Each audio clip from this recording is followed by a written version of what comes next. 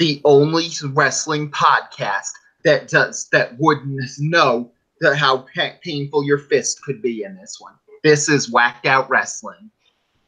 Hello, everybody. Welcome to Whacked Out Wrestling, and this is a big week of pro wrestling. Like, everything changed in a 7-day span, and this is just weird. As always, I'm your host, Thomas S.K. Green. With me, as always, is Joey the Caveman and John Roche. What up? Hey, how's it going? And this was just, I don't even know after this week. 1 week ago, we had everything insane on this one. There was a big plan for the show. We had Becky Lynch as getting her big match at Survivor Series. We had Charlotte versus Ronda Rousey as the WrestleMania main event, and Daniel Bryan was a good guy. And everything and boom went the dynamite after this week. Yeah. And it's doing it just before the Survivor Series, and last year we had a weird Survivor Series as well. So yeah, I mean, it's gonna be even weirder this year. And apparently, when we get to the show, it seems like the WWE's kind of switched plans for the women's division, but we'll get to that. Yeah, and that goes into just the plans for Raw on this one, where honestly, everything was pretty much straightforward going to WrestleMania, because you had everything planned for it until then.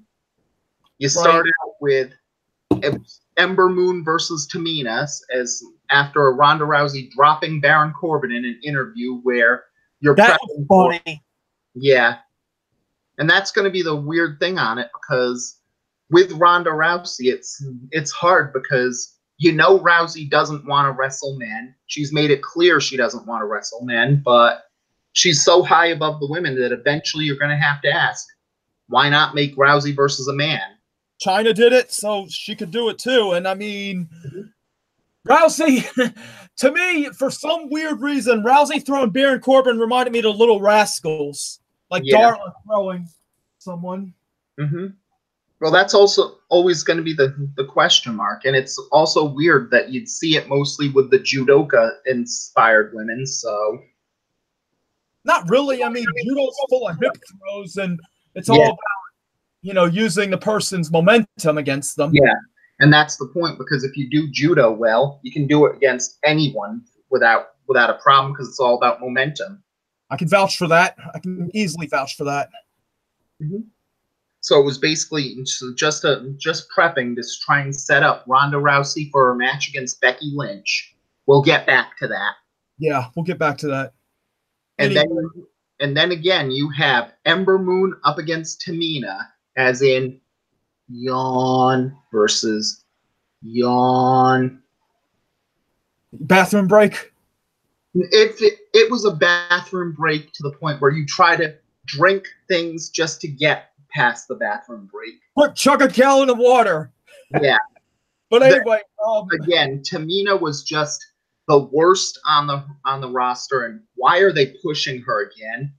But why all of a sudden do we have Tamina after trying to stare down Nia Jax? Now all of a sudden they're friends.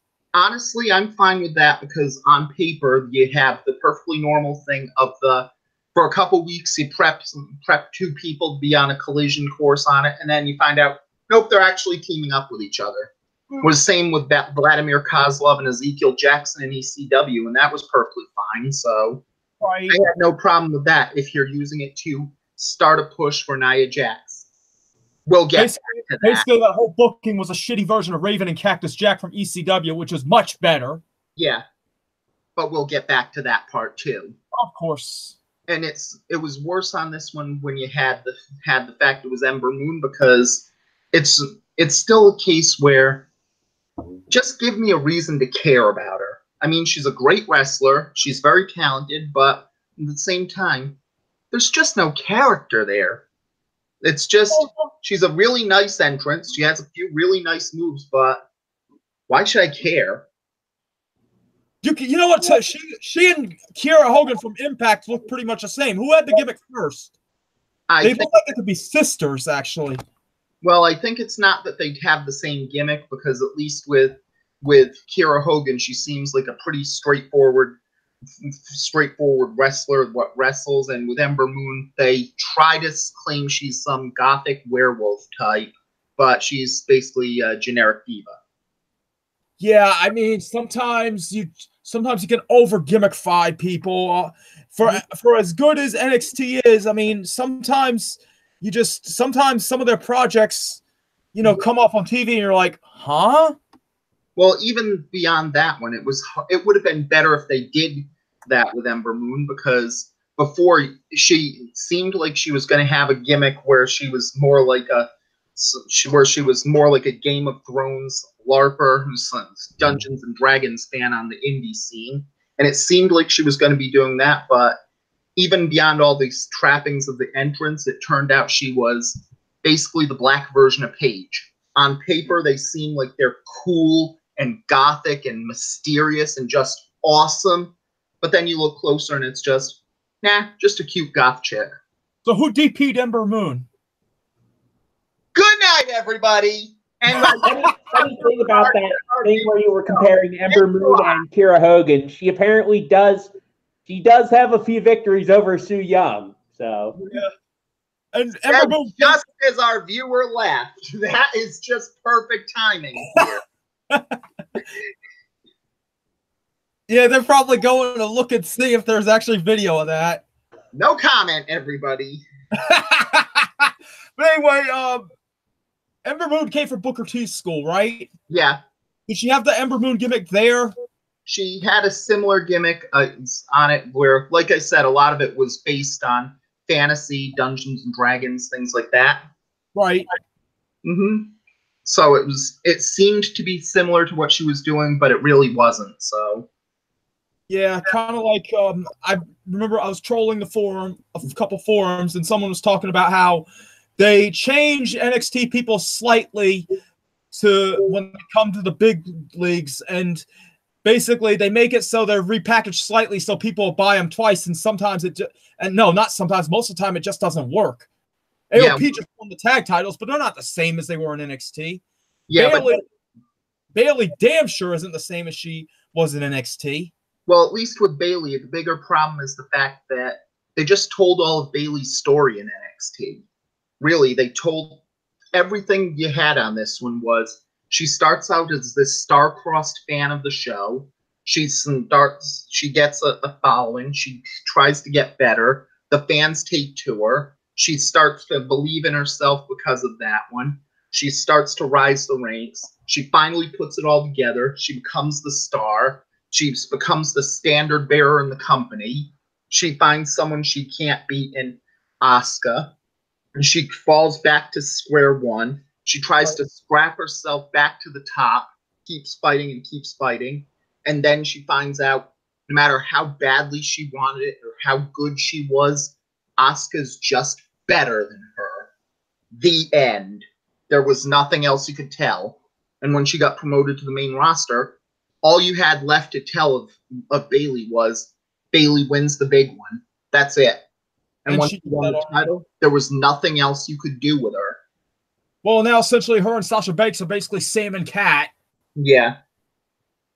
And that basically is the problem, because when there's nothing else to tell, that's a bigger issue than those ones. And they had it over. What? Can Bayley sing? I was just thinking, like, if she could sing, maybe repackage her into the Ariana Grande of the WWE. I don't know. Then again, there's Carmella, so forget I said that. Yeah, and even then, you'd have people like Aaliyah in NXT would also have that one as well. So, who? Aaliyah from NXT. Oh, you mean the small girl that got in trouble once because they thought she was tweeting racist shit? Yeah. Fuck her and the horse she came riding on. I don't know. I would eventually. I don't support racism here. Let's just say that. Whacked Out Wrestling will say racism is bad, but at the same time, with that situation, it seemed like there was one. It was the first example of someone openly scouring people's past to say, look for anything remotely unclean, which in itself has become a big problem in this year of people who they just scour for years to trying to find something. Oh, good one.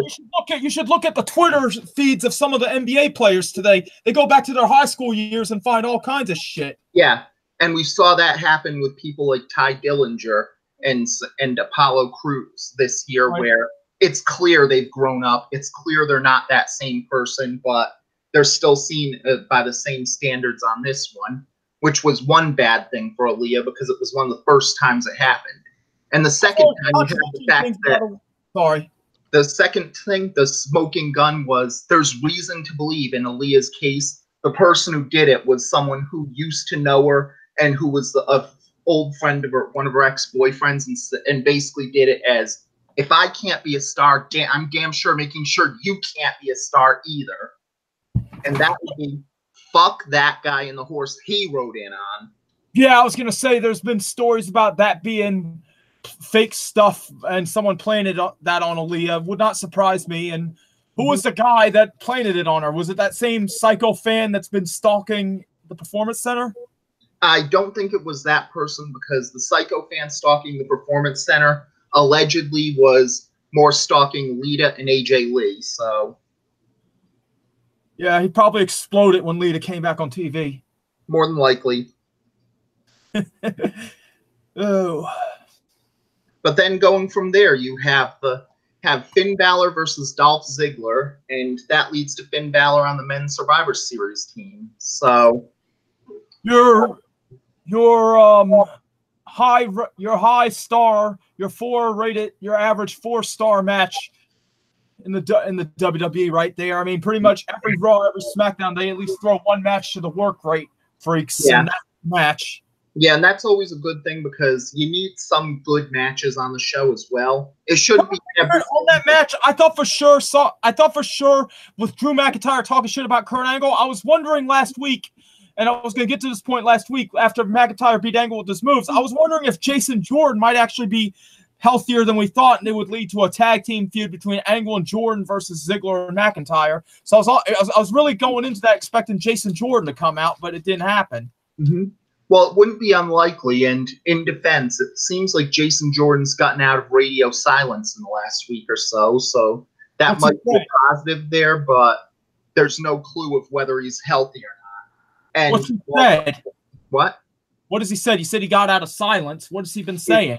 He hasn't said anything new, and he said he's still recovering and recuperating, but at the very least, it seems like he's not officially shutting the door on ever coming back. So that's somewhat of a plus.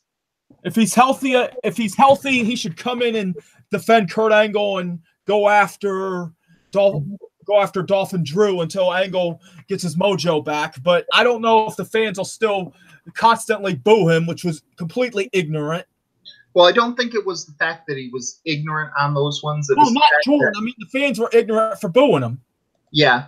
Well, the big problem was that it wasn't even those ones, but with Jordan versus Angle, it basically goes to the problem where even if the rumored fantasy booking of, well, just make Chad Gable the son instead of Angle, that still would have been bullshit, because it's not about what the race of Jason Jordan or Kurt Angle was. It was about the simple fact that making a storyline of an illegitimate son in WWE programming, when everybody knows that Nathan Everhart and Kurt Angle are not related, is absolutely stupid. Well, I was hearing rumors of Jordan turning on Angle before Jordan got hurt, and that would have been, I think that would have been stupid. I think that was one of the cases where, honestly, never turn them against each other. Just let them keep them as father and son. I think you could run with that the rest of their careers. Well, even with that stuff, I liked the story I thought of when I thought it was going with Jason Jordan, where he was going to turn heel, but he wasn't turning heel against Kurt Angle. He was going to be the snotty kid whose father was the coach and thinks he can do whatever he wanted. And that's good on it, where you're not turning Angle against Jordan. You're not turning Jordan against Angle, but you're making it so that, you can boo Jason Jordan and not boo Kurt Angle. I could see that. I liked the fact that Jordan would sometimes blow a gasket and show Angle's intensity and, go off on like even Samoa Joe or a couple other people. There's weeks where basically Rollins and Rollins and Reigns had to reel him in. I liked that potential. Yeah. And there was also the case where you had to give benefits to it where, at the very least on it, can't say that Jordan didn't look like Angle, so heck, people had done this math that he looked like the son of Kurt Angle and Sharmell Sullivan from when Kurt Angle tried to have kinky, freaky, bestiality sex with her. But if that happened, that wouldn't make sense because Jordan would only be like 13 years old when actually he's like 26, 27. Yeah, but that's not a problem with WWE.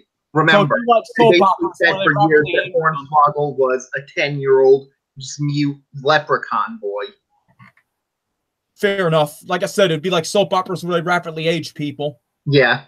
Yeah. Well, I mean, if Jason Jordan does turn heel, it kind of makes sense because, I mean, you could always have someone tell him that he's a big, nasty bastard and his mama said so. Yeah. Oh, Lord. Mm-hmm. And then you had finally Dean Ambrose admitting why he turned on Seth Rollins, which was a kind of a plus there as well. I got some indie John Moxley vibes from that promo. I loved it. Yeah, and that's actually a good thing on it because that's really the big point where they finally found how to do Dean Ambrose as a heel. Yeah, basically make him John Moxley all over again. And I liked how he said that the Shield held him back and made him weak. Like I said, if you didn't know better, you would think this was a John Moxley promo on the Indies. If you didn't know better, I just thought it was well done. Yeah, and that's really been the plus on it because this is what they needed to do with this feud because for most of it was Ambrose not saying what he did. It just showed the weakness of Seth Rollins as a top babyface is that the guy just sounds whiny. He just sounds when he's complaining about something, not like he's complaining about something for unfairness, but he sounds like the teenage boy who's whining that his parents wouldn't let him borrow the car for that weekend. And that worked when he was with the Authority, but it doesn't work for a top babyface. Well, what are you insinuating then? Do a double turn, have Ambrose be the face and Rollins be the heel? I don't know if you do the double turn because Dean Ambrose probably needed the heel turn more, and Seth Rollins has been just hot enough. He's knocking at the door of possible people to replace Roman Reigns, but at the same time, it was one which it is a fatal flaw of Seth Rollins. So, gotcha. Mm-hmm. And then you go from Seth Rollins whining about something with his mommy and daddy doing something to the Riot Squad attacking Natalya again after breaking her sunglasses. Oh, jeez. And at least this makes sense for the Women's Survivor Series team that Ruby Riott suddenly gets added to the team afterwards solely because in kayfabe you could buy Alexa Bliss saying, yeah, this is perfectly normal. And just being like, it's just a pair of sunglasses. Get your head in the game. Work on this for one. We'll go from there. You're mad that your sunglasses got broken. We win this thing. I'm sure Stephanie McMahon will buy you a new pair of sunglasses. And they'll be a really, really nice pair, too. Oh, jeez. No, I mean, bottom line, like I said a couple weeks ago, or it might have been last week, Natalya and the sunglasses thing, you said that Natalya's Natalya. Like I said, if they would have had her snap, anything but just breaking down in tears, if they would have had her snap, shit, you could make her the female Mr. Bob Backlund. Yeah. You could make her the female Mr. Bob Backlund right now. Yeah, but that's also the problem because the fact that at the same time, it's one of the weaknesses with Natalya getting big pushes on it where she's a very talented wrestler. She's very good, but she's got no potential. You can't really repackage her that far from she's the niece of Bret the Hitman Hart and the daughter of Jim the Anvil Neidhart. She's the female Hart family member. You can't really dramatically repackage her beyond that.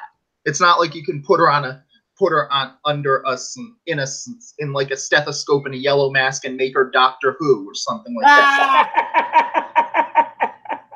Well, there is the new female Doctor Who on TV right now. Course. So hold that thought, Tommy. Yes. So it would be a problem on those ones because there's not that much you can do with her, and there's always going to be that feeling when you push her that it's just Natalya. Nothing exciting about. It'll be good, it'll be solid, but Right. And then you have the tag team battle royal with the winners getting to captain the Raw Survivor Series team. Yeah, and they tried this twice in the same show. Yep. What happened? They tried it twice on the same show. Oh, they did? Yeah, they tried it at the beginning of the show. Braun Strowman attacked and said nope, and just destroyed everybody. Then I thought for sure he was going to try to challenge for the tag titles again, and Nicholas would come back. That would have been. If that happened, that would be very interesting for it. So, heck, if you're doing that one, it goes into the same intergender stuff of try and see if Braun Strowman had Alexa Bliss or Ember Moon as his tag team partner, like in Mixed Match Challenge, I'd still buy that team as a possible tag team champions. Right. Mm-hmm. But, okay, they did it the second time. What happened the second time they did it? Second time it went as normal, and we had the win of Bobby Roode and Chad Gable. Really? Yeah. So they're going to fight AOP for the belts. No, they're going to captain the Raw Tag Team Division Survivor Series team. But it's kind of moot because we all kind of knew with AOP versus Roode and Gable starting that this was going to happen eventually, so it's not that much of a surprise if they do. Yeah, really, personally, right now, I wish the B team would get a repusher. They should have the B team feuding with the Revival for the belts. Instead, we got the Revival screwing around with Lucha Party, which isn't necessarily bad, but I mean, I just have a feeling that the Revival, like I've said, they're going to wind up never getting the belts, and everyone's going to be pitching a bitch about them the rest of their lives. Well, that's really the problem because at the same time, just the fact this tag team match is so good. That shows how good the tag team picture is on Raw and SmackDown right now. Like we can go back into that when we talk about the Survivor Series, but there's no problems there right now. Which goes to the next part of the show with Ronda Rousey ripping the man for being a millennial whiner. That's kind of hypocritical considering the fact that she basically had a nervous breakdown when she lost to Holly Holm. Yeah, and we've seen that Becky Lynch has been hammering Ronda Rousey on that since then on Twitter. So it goes. And it's funny how Becky Lynch was talking trash about millennials, and then here comes Ronda Rousey calling her a millennial. Well, it actually makes more sense for Ronda Rousey to do it than Becky Lynch does it on paper, because if you think about how each person made it to the title, with Ronda Rousey, her character has always been, this is a sport. I am the baddest female fighter on the planet. I'm going to fight you in a legitimate sporting event, in a legitimate fight, and if I win, it will prove I'm the baddest woman on the planet. And if you beat me, you'll prove that you can beat the baddest woman on the planet, and then that'll be worthy of my respect. Right. And that's perfectly respectable. With Ronda Rousey winning the title, she basically said, I won this title because I'm the baddest fighter on Raw. Maybe there's better women than me, but they didn't win the match. I did. That's why I'm the champ. Now you go to Becky Lynch's title one. Her entire road to the title was basically, I've worked so hard for this title. I've done everything asked of me. I'm working hard and I'm trying really hard. And I deserve to be the champion. And I deserve it because I've worked so hard. I've tried so hard.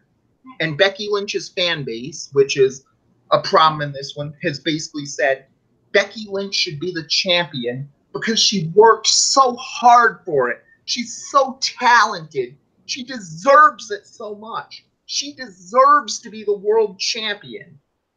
And Charlotte and Ronda Rousey's response is, have you tried winning the match? To be fair and to play devil's advocate, when everyone, I know what you're going for, Tommy. I know you're going for some kind of mockery, but to play devil's advocate, when not just this, but when I hear people, complaining about someone saying they work hard and just telling them, get over yourself, then what are people supposed to do? Not work hard at all? To me, I mean, it's not basically where I'm going to this one. The okay. point on this one would basically be, for example, the point where you have to win the match to prove you deserved it. In sporting events, that's basically how everything goes. Right. You want to prove you deserved this and how hard you worked and that you deserve this. Win the match, and that proves that you deserve to win all along. Likewise, to say otherwise that you deserve it because you worked so hard is basically saying, so for example, in this one, going to the standings right now for this example right here, which I probably should have had when I started this one up, but just trying to load it in. Okay. Mm-hmm. But this is one of the weaknesses of live TV, folks. But it's not as bad as last week, so that's always a plus there. Right. We're sorry, fans, about what happened last week. Technical difficulties. With us, we're here for the long haul. Sometimes these things happen. Yep. While you're looking, I'd like to make an interesting note about the card at Survivor Series. Okay. Apparently, they're actually having a Cruiserweight Championship match, and it's not going to be on the pre-show. It looks like it might actually be part of the pay-per-view itself. Oh, good. So, because really, good for that. This is what they needed for it. Because if people haven't been watching 205 Live, you really have to. The Cedric Alexander, Mustafa Ali. All right, God damn it, fine. I'll get a subscription next week. You win. Yeah. What? I said, all right, God damn it. I'll get a subscription finally. You win. Yeah. But back to my point, since I have the standings up, saying that Becky Lynch deserves the title because she works so hard is like saying, for example, well, the Phoenix Suns work so hard. They've tried so hard. They've struggled this much. Why can't the Phoenix Suns be the Western Conference leaders right now? And that's really the problem, because eventually it's like saying, so you're saying the Golden State Warriors don't try hard too? How arrogant is that? You're saying how hard the Phoenix Suns worked is so much more important than the Warriors or the Trailblazers or the Nuggets, and that they deserve to be the champion, and the Warriors, Trailblazers, and Nuggets should step aside and let them win so they can feel good about themselves? No, that's not the case. They just don't have the players. I mean, they got the number 1 draft pick at 8, and then they somehow signed Ariza and Anderson away from Houston, but they stupidly let Tyson Chandler walk, and now he's with the Lakers, seemingly resurrecting himself a little bit. Yeah, and that's really the point. So, I mean, it's not a case of they don't work hard. It's just a case of sometimes teams just don't have the players, or they just don't have the coaches. Yeah, and that's really the point on it, because eventually if you say, but I worked so hard, there's a point where you have to realize every athlete works really hard. That's why they get to the top of the level. But not every athlete can get to the top. Not every athlete can be the star. And not every athlete can even make it to the NBA or stuff like that. And eventually, if you say something like, for example, saying Charlotte should have lost the title because Becky Lynch tried so hard, it goes to Charlotte won the match at SummerSlam. She won fair and square in that match. Saying that Charlotte was in the wrong against Becky Lynch would be like saying, but the Golden State Warriors always win the Western Conference title. That's not fair. If the Warriors were sportsmen, they'd pull out of the NBA Finals and let the Minnesota Timberwolves be in the finals, because the Timberwolves never get to be in the NBA Finals. That's not fair. Were people bitching about the Bulls back in the 90s like this? Probably. Yeah. I remember people pitching a bitch a little bit, but not like how you put it about the Warriors. And I mean, I guess we're going to talk a little bit about the NBA. So the Warriors, meanwhile, have some problems in their own closets. Supposedly, Draymond Green and Kevin Durant got into some kind of skirmish. Yep. And I was watching the NBA. I was watching the NBA before we came on, and the Rockets just blew them out.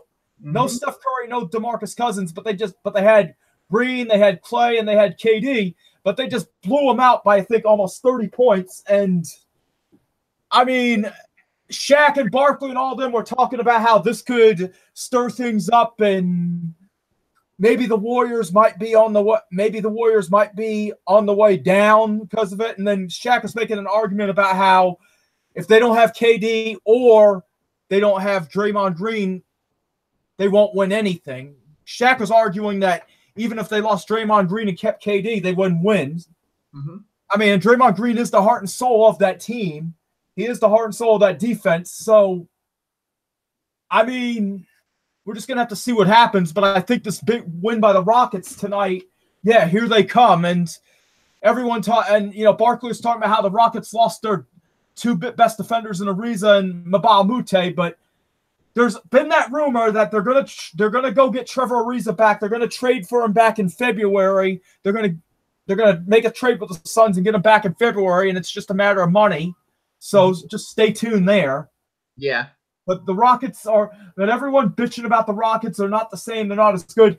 They just got rid of Carmelo Anthony, who I bet you is gonna go join LeBron and the Lakers. So what I got to say about the Rockets, call me back when it's 3/4 away for the season and they're still like this.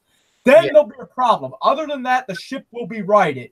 They have Chris Paul, they have James Harden, they have a very underrated center in Clint Capella. I think they're going to be just fine, so you motherfuckers need to take a chill pill and just relax. Yeah. And but going back to the point I was making on this one where... sorry to get on the tangent on the NBA. No problem. The NBA stuff also works here, so we're more widespread than just wrestling people. And it basically goes to the point where eventually that's what ties the Ronda Rousey and Charlotte feuds versus the Becky Lynch title reign. With Ronda and Charlotte, they both view it as a sport. I'm the champion because I won the title match, and by winning this title, that means I deserve to be the champion. If I didn't deserve it, I wouldn't have won this match. With Becky Lynch, it's almost like the entertainment side of it. Pro wrestling is fake. It's a TV show about professional sports. There is nothing in this one. Every title belt is just a prop that they give to a different person to make them a bit of more of a star in this one. And because it's a prop, we would like you to give this prop to Rebecca Quinn, who is the actress who plays the character Becky Lynch on your TV show, and give her this title belt so that she can pretend she's the star of the show right now. And that's what the title means to them. And it doesn't work that way if you're doing millennial stuff. For Ronda or Charlotte, they won the title because it's a title that means they're the best. If you treat it as entertainment, more for Charlotte because it's a participation trophy. Well, if you're gonna talk about the millennial, if you're gonna go on the millennial tangent, would it not work the best for Charlotte Flair, considering, I'm the daughter of Ric Flair, one of the greatest wrestlers ever. I'm entitled to be great. I'm entitled to the title. If you're gonna do a millennial angle, if you're gonna do a whiny millennial angle, that's the woman you do it with. Well, yeah, but basically it's still the point where it's not just, if you're doing the whiny millennial thing, you have to notice, are you doing it with the people who view it as a sporting event and they win the title because they're the best at the sport and by winning that means they're the best? Or are you doing it by the person who's saying, but I deserve to be the champion even if I didn't win this match. I deserve it more than they do, and that's why I should get it. And, they go on a tangent, and they somewhat go on a tangent. I just want to say, all this fucking stuff about people whining about millennials, let me just say this right now, and this whole show's a shoot and always been, but this is an extra shoot. To all the people whining about millennials, shut the fuck up. Because you know what? I hear all these complaints about old people. Well, let me tell you something. The old people were the baby boomers. You motherfuckers were the hippies. You guys were just as fucked up and bad as these so-called millennials. So what you've essentially did is become what you hated. So get the fuck over yourselves. We're all in this together, old and young. Stop the bullshit, and let's move the fuck on. Yes. And that... Yep. And that's really the point, because that's the only reason why I can buy the Ronda Rousey versus Becky Lynch feud, because, again, it's not just, well, Becky Lynch is 2 days older than Ronda Rousey, but Ronda Rousey's left for a year after she lost to Holly Holm. It's basically about, do you see this title as an honor in this sports show, or do you see it as an entertainment where it's a TV show and you're just giving a prop to someone else? Yeah, I mean, that depends on, like, what product you're selling. I mean, people bitched about Russo tossing around the belts like props, and everyone would talk about how the belts should mean something, not be props, but truly mean something. New Japan has done that job very well. I mean, WWF used to do it so well. WCW/NWA used to do it so well. I mean, what product are we presenting? If we're presenting an entertainment product, then yes, you can use the belts more as props. But I guess this is where the fandoms of pro wrestling / sports entertainment deviate, because you're gonna have your casual fans that they don't give a fuck, and you're gonna have your hardcore diehard fans that are like, wait a minute, we want the belts to mean something. So you just gotta, and considering the WWE is based out of the United States of America, and considering it's a global federation, you can see why they're going more the entertainment route, because it's all about the money. To quote Shane McMahon. On the subject of title belts, by the way, I would like to point out that Cage retained against Sami Callihan, and he is cashing in his X Division title with the option to challenge for the world title at Homecoming, because that's apparently a thing you can do in Impact Wrestling. Yeah, you can. Yeah, that's option C. I'm surprised they added it for things besides Destination X. So it is. I want to see Kevin Cross get the belt, and I want to see Cage versus Cross for the title. Mm-hmm. It does seem like it would be pretty badass. Yeah. You know what? One bright side about the whole Austin Aries deal is, thank God, Kevin Killer Cross is not a lackey anymore. He does not deserve to be a lackey / bodyguard. I liked how they were initially pushing him as pretty much invincible to almost anything, and then they made him look vulnerable when he was Aries' bodyguard. So I'm glad, in a way, with Aries leaving, I'm glad they're getting away from that and trying to go back to making Kevin Killer Cross what he should be. I look at that man, and I think he could be no pun intended, I think he could be the next big thing in wrestling. I think how Brock Lesnar is marketed and pushed in the WWE, Kevin Killer Cross is basically how Lesnar should be. But Lesnar does well for himself as is. I'm just saying, Cross is that next evolution. Mm-hmm. Yeah, I can absolutely I buy that stuff. So I'd buy that, yeah. But then from these ones, you had Brock Lesnar hyping his match against AJ Styles on Survivor Series. We'll get back to that. Yeah. You had Elias versus Bobby Lashley, and bitch boy Bobby wins. Yeah, but it was for a men's Survivor Series spot, and on the one hand, Elias is still rising, but he's a drifter. Bobby Lashley, on the other hand, the man looks like money, smells like money. He is money. Lashley.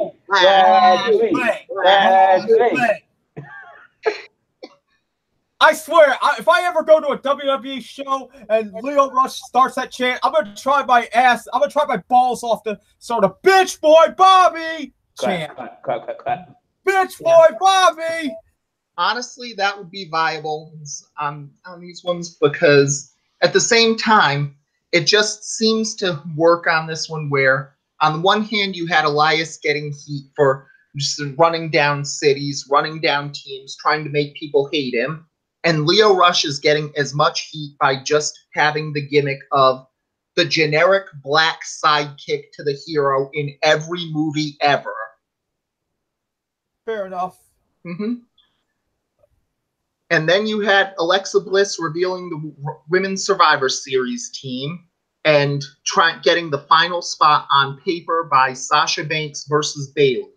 Man, just saying Alexa Bliss in business attire looks like your typical slutty attorney that's getting plowed by the boss at night. We already lost our viewers beforehand, but so we won't go into that one. I mean, we already had today the problem of CM Punk and Cody Rhodes running down a person for saying that they wanted to bang Mickie James. We're not losing many more of our fans. Wait, what happened there? I gotta hear this. Basically, Cody Rhodes asked fans for, who do you want to see me wrestle in this one? One fan said, I'd like to see you wrestle CM Punk. Cody Rhodes said, CM Punk's pretty much made it clear he doesn't want to wrestle. And the fan said, Punk, are you sure about this? And Punk said, no, why would I want to? And brought up an old tweet by the fan saying he, in so many words, he wanted to bang Mickie James and using that one. Then Punk and Cody attacked him for saying stuff like that. Oh, that's pretty stupid. Mm-hmm. I mean, I love Punk. I respect the guy, but that's pretty much a shit slinging contest. I mean, isn't Mickie James is married to Magnus, right? Yeah. Well, where the fuck was Magnus in all this? Why didn't he step up and say something? Probably because he wasn't retweeted in the article or in the tweet for it to notice on these ones. And either way, it's still basically the problem where, again, wrestling is. Bret Hart himself said in his book that he views an important wrestler of 1 to 10 on 3 different scores: how good you are in the ring, how charismatic you are, and your look. Look matters in the sport. Yes. And as long as they're changing the way that women's wrestling looks, so you have women who are in the sport because they're bigger than everyone and look like they can dominate because of their size. You have women who look like you wouldn't want to mess with them in a dark alley, right, and stuff like that. And those are perfectly fine, but there are also some people who part of their job description and their look is to be very attractive. Right. But it also doesn't mean that you have to ignore their looks completely, because having the look is part of the job, but it's not the only part. You're not going to see people like Tori Wilson, for example, go into the sport who they couldn't wrestle, they weren't that charismatic, they couldn't act, but they were really, really pretty. She wouldn't even make it to a Mae Young Classic from the Performance Center or off of the Coconut Loop in NXT now. And that's a positive, because you have to not just be very beautiful, you also have to be charismatic. You also have to be able to go in the ring. And that's a good thing all around. Yes. But it doesn't mean we should ignore their looks. Yes, absolutely. I mean, that's Raven himself said it was a cosmetic business too. Yeah. So, I mean, they get it. I mean, there's more. See, I think that's part of the reason while the work rate in while post buyout of WCW and ECW, while the work rate across the indies went up, mm-hmm, people lost the art of a gimmick. I mean, they were trying, but there was all this generation coming up that was worshiping Japan, worshiping Fire Pro, worshiping ring work, and they forgot. And the art of the gimmick was lost for the longest time, and is just now starting to come back. mm-hmm. And I mean, what Bret Hart was saying, spot on. I mean, you gotta have all 3 of those. I don't care if you could work a consistent 4-star match against anybody, but you have the personality of drywall. Mm-hmm. You're not gonna. There's only so far you can go. Yeah, and likewise, it also counts that if you don't have all 3 of those things, if you're really good at the others, then you can still make it. So, like, for instance, someone like Daniel Bryan, who is an incredible wrestler and is very charismatic, but doesn't exactly have a look you can put on a poster, can still make it to the top. When he was young, when Danielson was young, he actually looked like a pretty boy somewhat. So yeah, but it's an example there. And likewise for it, if you have someone who's incredible looking and very good in the ring, but they're not charismatic, they can succeed on that one. If you have someone who's very good looking and very charismatic, but they're not that great in the ring, they can succeed. And if you have only one of those things, but you are the best in the world at that, you would have to be the best in the world or one of the best at that thing to do that one. So you'd have to be someone like, for instance, the best wrestler in the world to ignore that you don't have the look and you're not very charismatic. You'd have to be the most charismatic human being on the world, like an Enzo Amore, to ignore you can't wrestle and you don't really have the look. And you'd have to be someone like the great Khali, who looks like the devil if you see him, but he's not charismatic and can't work. I don't know if that'd be enough considering what happened on South Park this week. Mm-hmm. Yeah, I mean, spoiler alert, Satan dies in South Park. Okay, then. But that sounds like you're mad. No, you bitch! You bitch! Sorry. Mm-hmm. Sorry, Tommy. No problem. Anyway, random question. Like, remember I was talking about the Owen Hart idea a couple weeks ago? You know, I thought me and you could flesh out something interesting. Yep. Do you think Bret Hart would be offended if we did this and put it online?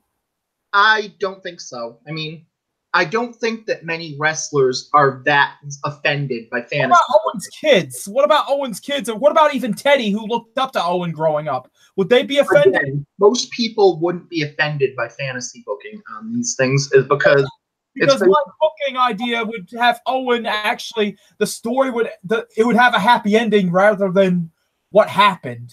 Yeah. Well, like I said, from what I've seen, most wrestling fans don't really care about fantasy booking, or most wrestlers do, as long as it's not those ones, because really, I understand that, but I'm just saying, I'm wondering if like any of the Hearts would be offended at this, where it would be like it would be a project, it would be a labor of love, and it'd be a project, and I would just wonder if they would be offended considering how Owen died. And it's like we'd be doing the story where, okay, Owen gets a happy ending. Would they see it more as a tribute, or would they see it more as offensive? Honestly, in those theories, I don't think any of the Hart family members would care. I don't think Teddy would care. I think Martha Hart would be offended. Martha Hart would be offended just by us saying that, yes, Owen Hart was once a wrestler. Okay. Yeah, I was actually going to say Martha Hart might not be on board with that sort of thing. But again, what about the kids? Would they be pissed? I don't know, but I assume that they're in the same boat of no. Even mentioning that Owen Hart once wrestled is enough to make Martha Hart say, nope, we're offended. Just us talking about it right now would be enough to probably get a lawsuit. So, jeez, I mean, fuck it, let's write it anyway. Yeah. That's another reason why I need to get the network, because I need to review like 1988, 1989 WWF. I need to review intro vignettes because I really, really want to flesh this out. It's an idea I've had for like 19 years, almost 20 years. I really should flesh it out. Yeah, but then it goes to I have all these creative ideas in my head. I just got to quit being such an ADD asshole. Like, I have the Whacked Out Wrestling Resurrection I want to do too. I have something else that I have something in the cards for YouTube. I won't talk about it here, but I've talked off the air about it with Tommy and Roach. So I mean, stay tuned for that. I've got something in the pipeline on YouTube. But then it goes back to the aftermath of the Raw Women's Survivor Series team being announced, and everything goes kablooey. You have Becky Lynch show up, attack Ronda Rousey, make her tap in the dressing room. The entire SmackDown women's division runs roughshod on Raw and SmackDown. Becky Lynch gets punched by Nia Jax. You see her nose broken, her eyes, her get a concussion, and go through, and that one, and all the rest of it is just her with blood streaming down her face, beating everyone up, and going through in triumph. And it was officially clear, if there is any question in anyone's mind, Becky Lynch is the hot hand. For the first time in wrestling history, a woman has the momentum. Yes, and I was going to say, how long is Becky Lynch out because of this? Is this something like Brutus Beefcake? I don't think it's that long on it, because they didn't say it was an orbital bone problem, so that's one flag. The funny thing is, everyone's bitching about Nia Jackson. I mean, I could just see, like, during the booking plans, the agents are like, okay, we're going to have you guys fight, just like we had the men fight last year, and we want you to make it look like a complete war. We want you to make it look like you guys hate each other. I guess Nia Jax people bitch about is too stiff, and you know, you asked them to make it look serious, and you wanted it, you got it. So can you really bitch to Nia Jax about doing what they wanted? No. Well, it's not that one. If I was going to have a problem, even that wouldn't be the thing I would have on it. And I've thought this was a problem that one of the most refreshing things about going to the Survivor Series this year is they didn't do the me wear a red shirt, so me want to kill everyone in a blue shirt bullshit that they did the last 2 years. That was bullshit. And that was good for this year, but they did it at the go home show this year to show that same Ard moment. And it's worse because they announced the match beforehand. Right. And I think that's a problem on this one, because just look at this one on paper. If you've announced the women's match, wouldn't the women's match basically say who should be on the team to attack and who isn't? Right. And even then, I can see some problems on it. Like, for example, with Charlotte, I can buy perfectly in kayfabe. Okay, I may have problems with Becky Lynch, but I'm still maybe the captain of the SmackDown Survivor Series team. I want to win this match, so I'll bury the hatchet with her and help her out to attack them, and I'll help them out. And then if I become captain, I have a reason for it. I've helped the team win. Even someone like Mandy Rose, for example, you can make a perfect case thereof. Yeah, I'm not on the SmackDown team, but I'm very good friends with Sonya Deville. Sonya Deville is on the SmackDown women's team, and I'd like to see my good friend win this match. So I'm going to help out to beat them. Why the fuck were the Iconics in that match, or in that beatdown? They're not on the SmackDown women's team right now. They have no connection to anyone who's on the SmackDown women's team right now. By all rights and purposes, the Raw versus SmackDown Women's Survivor Series match has nothing to do with Billie Kay or Peyton Royce in any way, shape, or form. Right. So why the fuck were they helping out in that match? That's blatantly Ard. Me wear blue shirt, so me hate everyone wearing red shirt.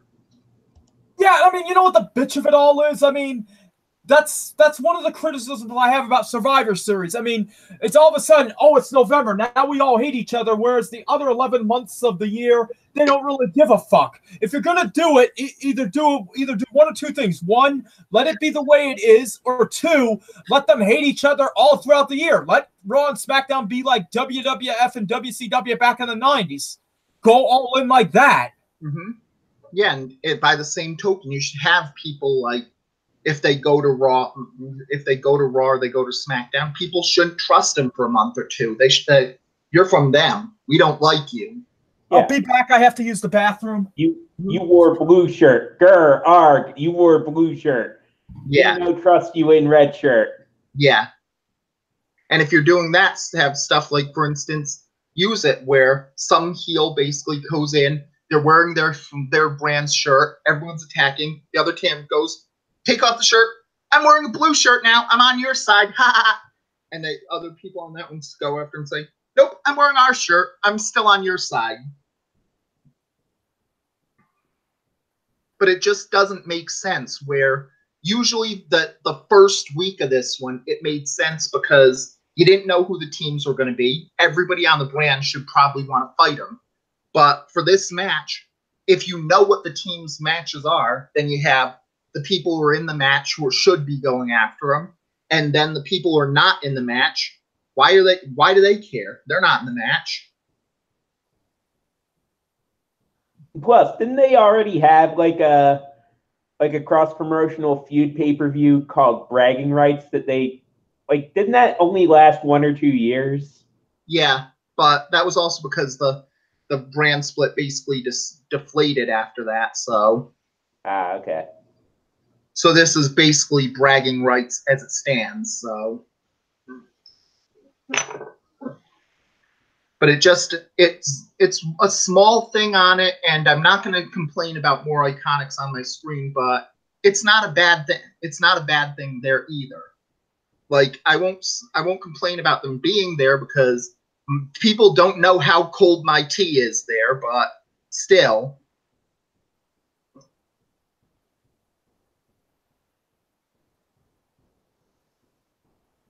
But then, but that was basically what happened on Raw this week, and then you go to the SmackDown side of things, and this was also a problem as well because you basically have, on the one hand, the whole thing's planning about whether there's going to be a Raw attack this week for it, and then you have perfectly normal things beforehand. So Becky Lynch injury is announced, and she says who she's replacing on it. And here I will say, having given all the storyline, it makes sense that Charlotte was the choice there because even if it's ending that feud, on paper, Becky Lynch got everything she wanted in that match. She wanted to win the title. She did. She wanted to beat Charlotte Flair. She did. She wanted to prove she was the best. She did. On paper, Becky should have no problem with Charlotte Flair anymore. Oh, absolutely, yeah. Mm-hmm.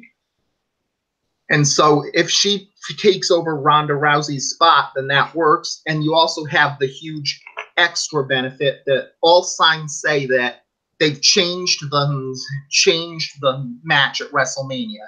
It's no longer Charlotte versus Rousey at Mania. It's apparently Becky versus Ronda at WrestleMania. And this is a huge Festivus miracle. WWE has the hot hand, and they're going all in on it. They're actually doing the right thing. The person who has all the momentum was looking at the main event of WrestleMania, and they didn't even need to be forced to do it. Hallelujah.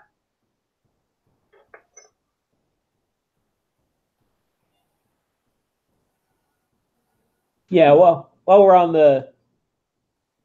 are we moving on to SmackDown, or are we waiting for Joey to get back before we move? Moving on to SmackDown a little bit while waiting, so. Oh, yeah. But at least that's one of those minor things that went through, but that's one of the big pluses on it, where if WWE has really changed plans and is saying, okay, we're going with Becky versus Ronda at WrestleMania instead of Charlotte Ronda, that should be lauded by fans, because the big problem right now is that they haven't, or the 2010s is WWE hasn't changed plans. If they had a hot hand catch fire and said, okay, we're giving you all the some things on it, you're getting the star spot. It was the problem when CM Punk had the pipe bomb. It was the problem where the fans had to force WWE to make Daniel Bryan the main event at WrestleMania 30. And it's basically what's made the fans hate WWE, that they aren't listening to us. But right now, by this injury, they listened.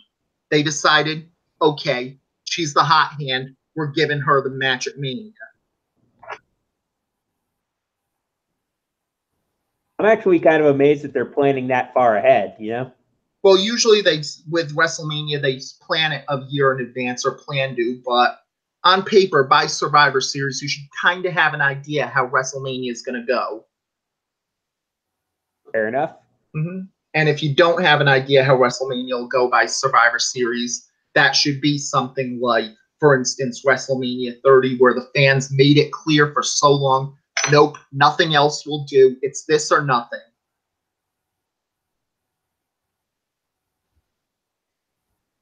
But yeah, this is also the problem when Joey's in the bathroom, because otherwise it would just be have him play the song of the week while he's waiting and give us some time there as well. So. Oh yeah. Mm-hmm. But by the rest of it, you also had things like Jeff Hardy versus Andrade Cien Almas, Rey Mysterio versus The Miz, build up for Shinsuke Nakamura, Seth Rollins, and you had The New Day versus The Bar and The Big Show. We can focus less on these matches because they're not the big thing that happened from SmackDown this week. Spoiler alert. No, you bitch! You bitch! Yep. Don't worry, we will not have any spoilers on this one, except for the normal things. Rosebud was his sled. Of course, it makes perfect sense. Yes. Okay, so I returned. What'd I miss?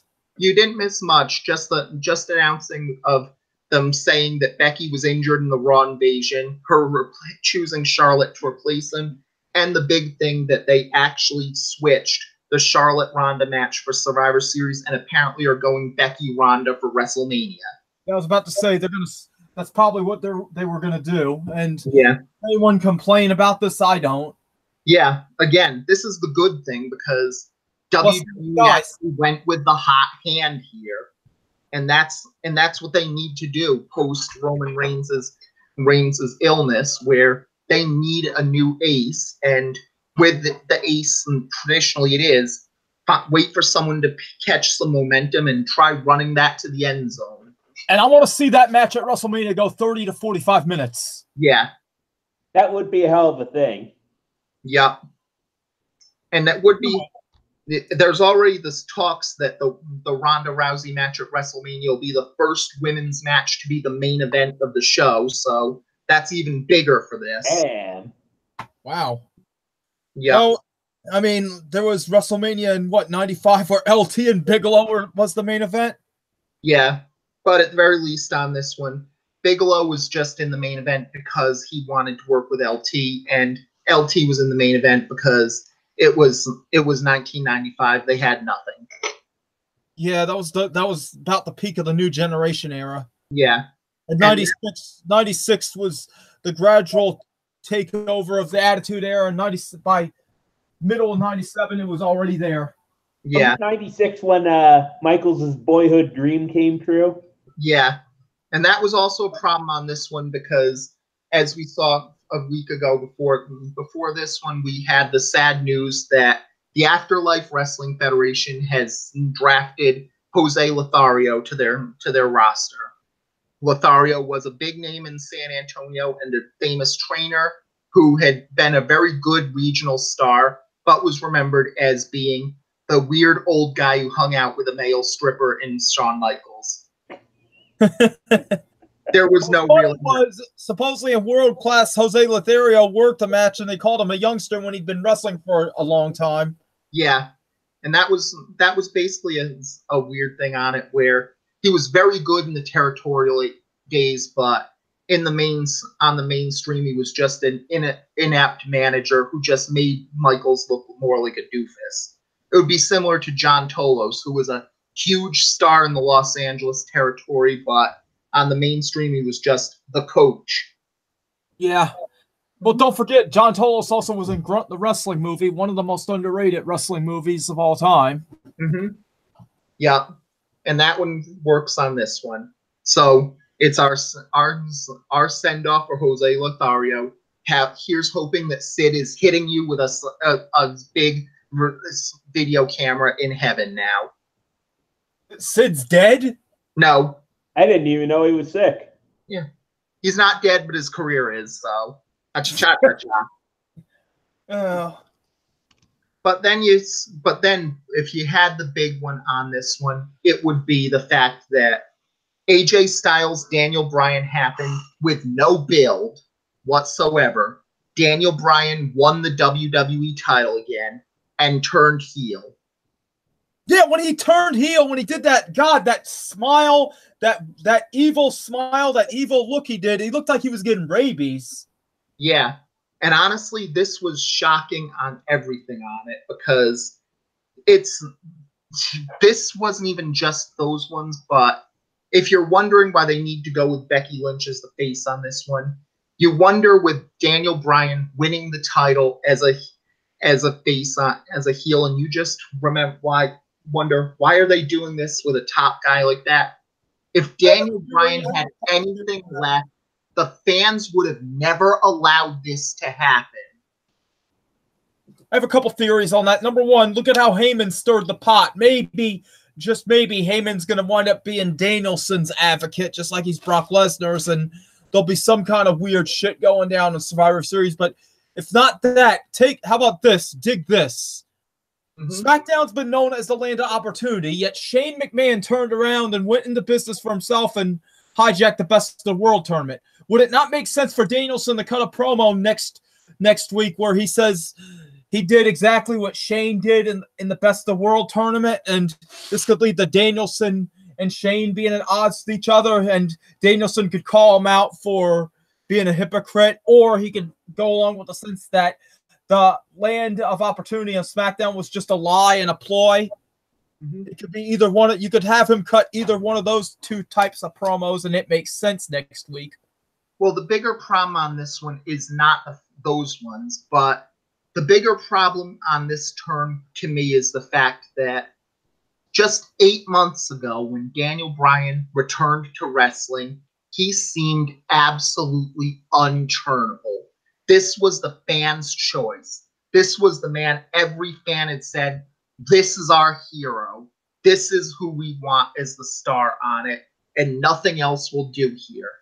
This was something like he should have been completely unturnable just in March, and if you did turn him, it would have to be a Hulk Hogan joins the NWO moment of, holy shit, this is one of the most iconic moments in sports history, not just wrestling, but sports history, and we will never forget where we were when this moment happened.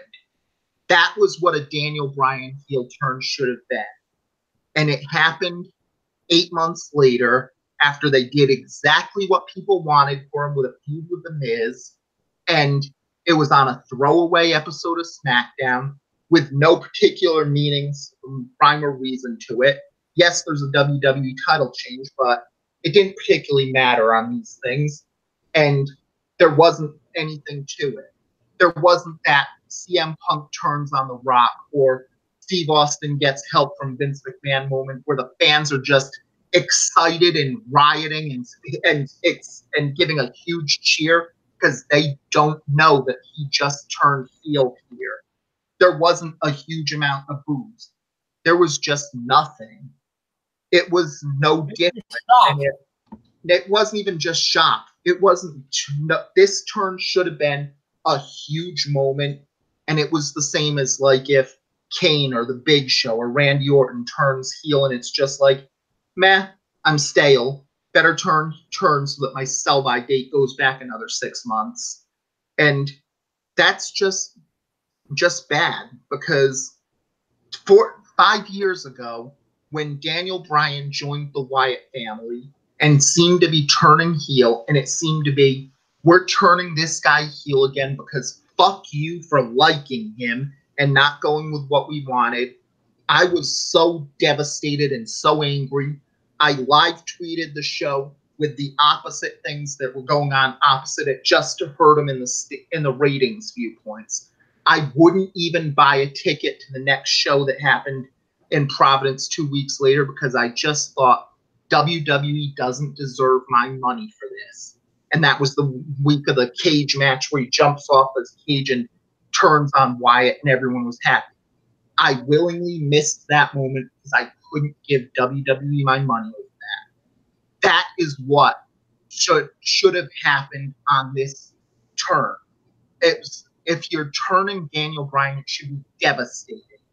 And when this turn happened, I felt nothing.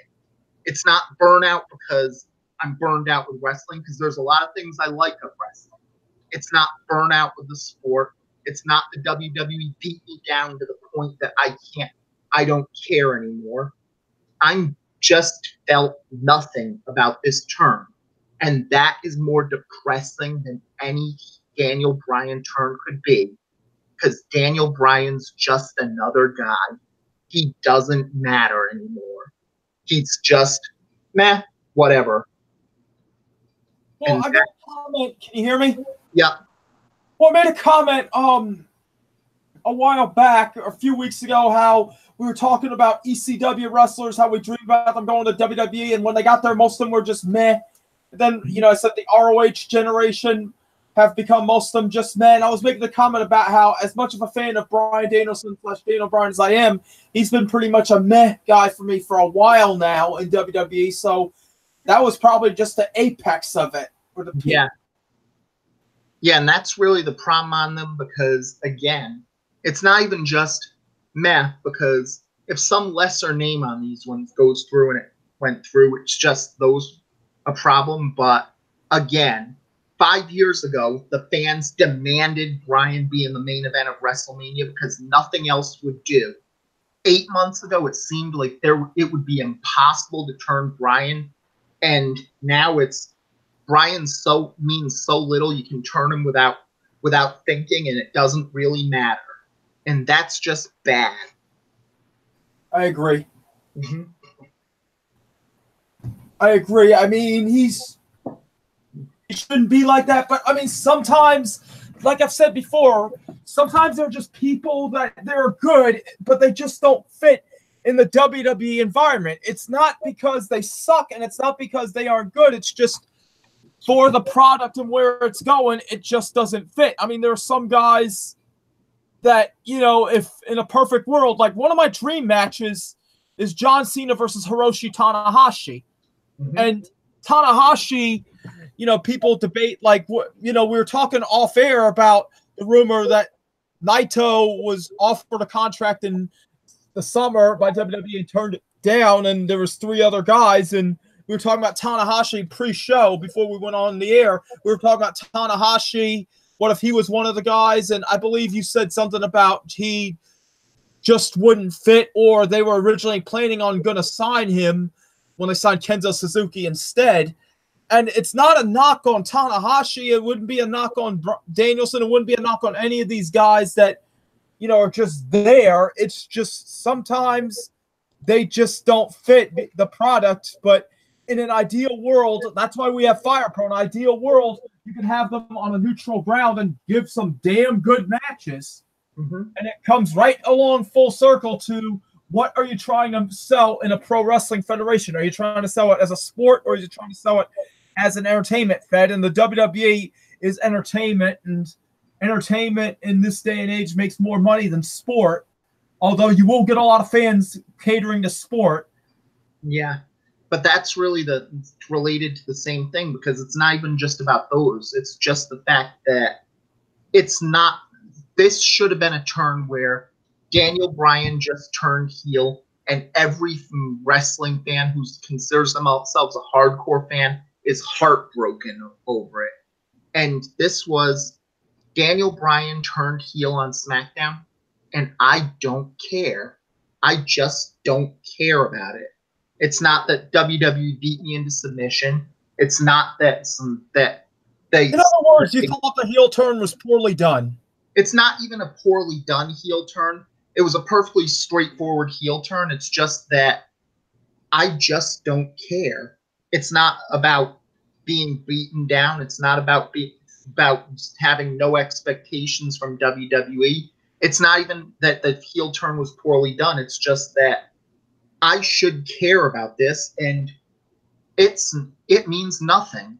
It's not even a poorly done heel turn as much as I care as much about Daniel Bryan turning heel on AJ Styles in the main event to win the WWE title as I would have if, for example, Chad Gable turned on Bobby Roode on Raw. That's how little I care about this turn. It just doesn't matter to me. And this is bad because Daniel Bryan's heel turn is one of those things that should have mattered. Right. Mm-hmm. Maybe it's just the fact that, I mean, for as much as the internet and all of us fans have worshipped Danielson, and I mean, I'm a big Danielson fan myself, but maybe we should just come to terms that, okay, you know, like we were talking a second ago about Bret Hart saying you needed 3 things, and we're going that discussion. Maybe we just need to come to terms that maybe Danielson is not the guy that we thought he was. Mm-hmm. Because if he was the guy that we thought he was, then why would his heel turn elicit a response that you just said he elicited on you? Yeah. And that's really the thing on it, because on paper he should have had them, because we can all agree he's one of the best wrestlers in the world. And when absolutely, and I think he's underrated as far as mic skills. He had mic skills. Everyone was joking about he had no personality and no mic skills when he was on the indies. When go watch PWG the musical, go watch the promo he did after the Samoa Joe versus Bryan Danielson match ended. Go watch that and tell me he didn't have mic skills and a personality. He had mic skills and a personality back then. Yeah. And it's still the case where even with those, it's just like you can't deny that he had a connection at his peak on him. But that's really the problem, where it wasn't his peak. And if you think of all the people who did he have a connection with back? Okay, we're gonna go there. Who did he have a connection with mostly back in the 2000s? Let's be brutally honest. Who did he have a connection with mostly? Mostly he had a connection with the prototype hipster type fans that littered the whole indie scene in the 2000s. Mm-hmm. Yeah. And what do we do? And what do we do with? And most of the, I mean, I don't mean to sound like an asshole, but and I don't mean to sound like I'm stereotyping, so forgive me on this, because I know this is about to get easily taken out of context. But don't worry, I'm fine with most of the hipsters. But the bottom line is this: most of the hipsters, most of the people that are the prototype hipster fans back in the 2000s, most of them have grown up now, and most of that ilk, they are just completely intolerable and insufferable. Yeah. So, and those are the type of fans that, for the most part, that were worshiping guys like Bryan Danielson, that were worshiping guys like CM Punk, that were worshiping guys like Samoa Joe, or anyone that ROH was throwing at the front of the bus back then. Yeah. So, I mean, you take a guy that was big with that crowd, you throw him into the WWE, which is an entertainment fed geared toward everybody. And well, considering how basically hipsters have been pissed and shit on by everyone, because quite frankly, everyone has been calling them out on their shit. What do you expect was going to happen? Mm-hmm. Honestly, what did you expect was going to happen? And Danielson in the WWE pretty much is playing a hipster type. Dude, Tommy, remember when we were talking on the internet 8 years ago when NXT was starting? Yeah. And I was talking about what the fuck? They named him Daniel Bryan. I said, watch, his gimmick's going to be that of a super indie kid. The indie kid / hipster group have now got their superhero in Daniel Bryan, a.k.a. Bryan Danielson. Yeah. This is just chickens coming home to roost, and it coming full circle. It is not a knock on Bryan Danielson. It is not even a knock on hipsters.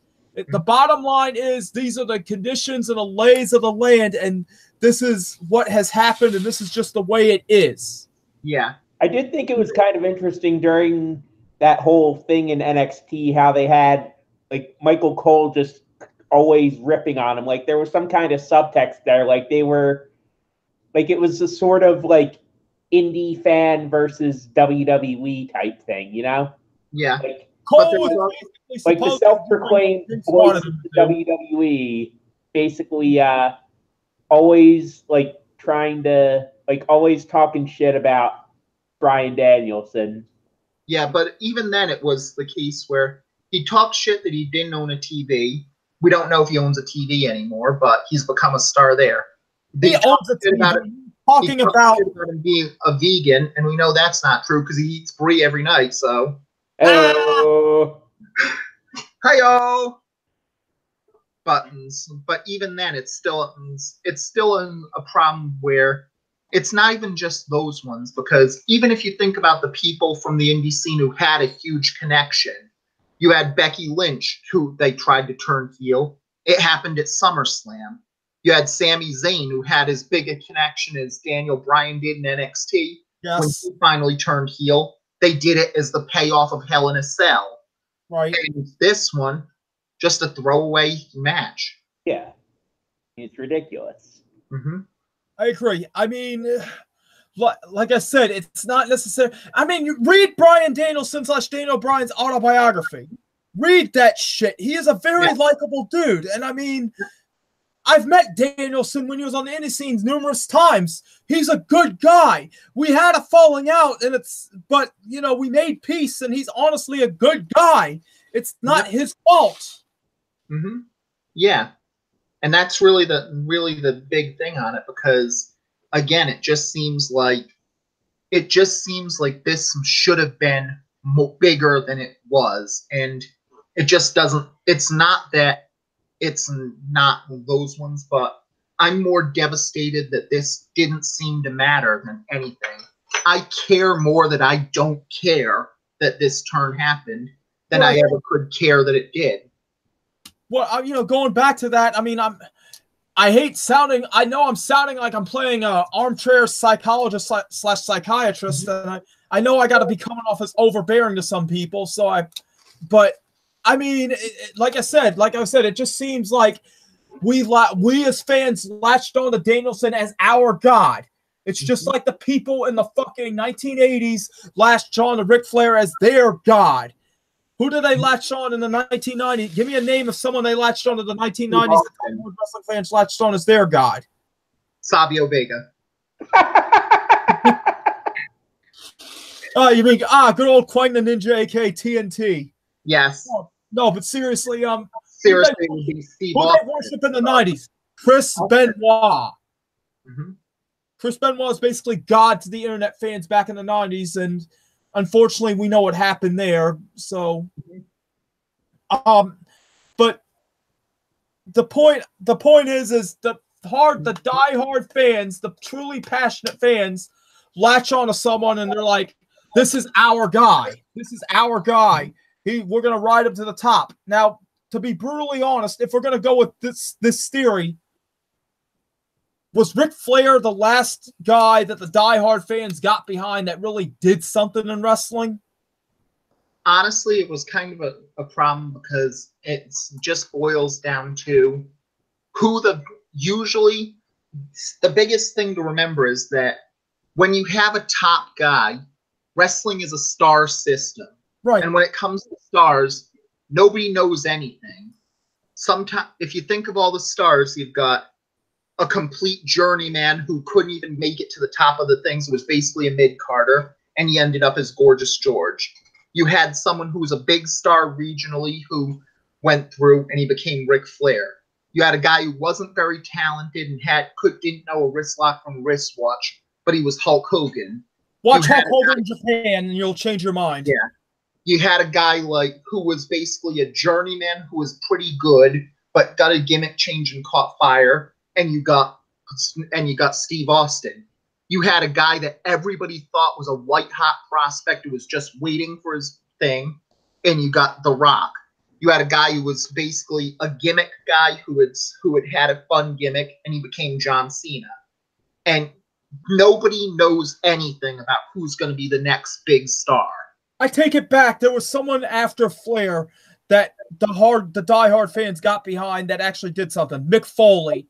Yeah, and that's another person for it, because you had a guy who was a hardcore specialist who basically didn't have the look on things, and he became Mick Foley, because that's really the point when it is. Wrestling's a star system, but nobody knows anything about who's going to become a star. It's effectively random. Yeah, and I mean, this is what Bryan, that was similar. Where it just became random that the mainstream caught fire on this, and it wasn't just the hipsters. It wasn't just the hipsters? Yeah. Your opinion? Yeah, and that's the thing, because it doesn't matter what you do on this one, because when it comes down to it, all that matters to be a true star is if the mainstream and the non-fans take notice of you. Yeah, I mean, I get that. I totally get that. I was just making a comment about how it's a combination of the times we live in and a combination of what's been going on. Yeah. I mean, it's, if anything, what you were pointing out, like, people getting behind them and all this, it's basically essential. It's basically very similar to music when, the hot indie band gets signed by the mainstream and everyone, and if it isn't people bitching about them selling out, they get to the mainstream and everyone's like, wait a minute, this is the big indie band that everyone was jumping on? These guys aren't that good. Yeah. And that's really the point on it, because we've seen that's what it comes down to, where it's not if the fans like it, it's if the non-fans like it. It's a problem with WWE hasn't gotten anyone who's had the non-fans into it until just 2015, and John Cena and Randy Orton being stars for 10 years didn't do it. It was John Cena and Randy Orton became memes, and so they liked that. See, this is the same reason. This whole thing about Danielson, what we've been pontificating for a while now, this is the same thing. This is the same thing that concerns me about if Kenny Omega goes to the WWE, because I think he might wind up in the same boat. Yeah, and that really is it's a weird one, because AJ Styles has clearly passed the test, and you could buy that one. Has passed the test. Well, just think that Styles has passed the test, that they turned Shinsuke Nakamura and Daniel Bryan to make AJ Styles the man. They only did that for John Cena in the past. So, and honestly, before what happened, I honestly thought the booking was going to be this. There's been rumors of AJ Styles wanting to retire next year, and I was wondering if they were harping about how it's been 371 days. So what I was thinking is AJ was going to actually beat Brock Lesnar somehow, get his win back in Survivor Series, but then it would eventually lead to WrestleMania, John Cena versus AJ Styles, and there's how Cena gets his next title reign. Honestly, I don't know, because Styles has proven he's got the respect of the hipsters, he's got the respect of the hardcore fans, he's got the problems on this one for it. He's even, with the reason Jinder Mahal succeeded, that he's even gotten a good in advertising deal with Indian rice concerns. Right. Yeah, because as we know, they're trying to support rice in Indian cooking, and saying they needed someone who could tell them they don't want naan. They don't want naan. Nice. But it does go with the same thing, where it's clear that Styles is the man, and he can make sense with his storyline all this year. His feuds with two good friends in Daniel Bryan and Shinsuke Nakamura, mixed with his feud with his Samoa Joe, and through all of it, you can see AJ Styles would be a lot less of a top star if he just went to Wendy and said, "You know what? I think I'm ready to have a vasectomy." Mm-hmm. Oh, AJ. Yep. AJ Styles, is the new age Shawn Michaels. I don't know. I think Shawn Michaels spent too much time as a male prostitute, and we know AJ Styles doesn't like the gay community. The gay community? Mm-hmm. Well, I mean it in the sense of Michaels was that spunky babyface underdog that somehow made you believe that he was almost unbeatable. I don't need to hear more about the Heartbreak Kid with his heart glasses and chaps with spunky baby face. Oh boy. Okay. But that's basically what he lost a lot of things in the ring. His smile was one of them. Yes. But that goes into the big shows for this week, and we have two huge ones because it's Big 4-1, and that also includes an NXT Takeover. And your NXT Takeover card for this one involves Shayna Baszler versus Kairi Sane in a 2 out of 3 falls match for the NXT Women's title. Any thoughts on that one? Well, I need networks, so I'll get back to you. Sounds like it's going to be a barn burner. Yep. You've got Aleister Black versus Johnny Gargano, and even that has more things of the Daniel Bryan one, because even with Johnny Gargano, he had a crowd connection, and his heel turn even meant more than this one, with Gargano admitting he had attacked Aleister Black in this summer, and that's a singles match there.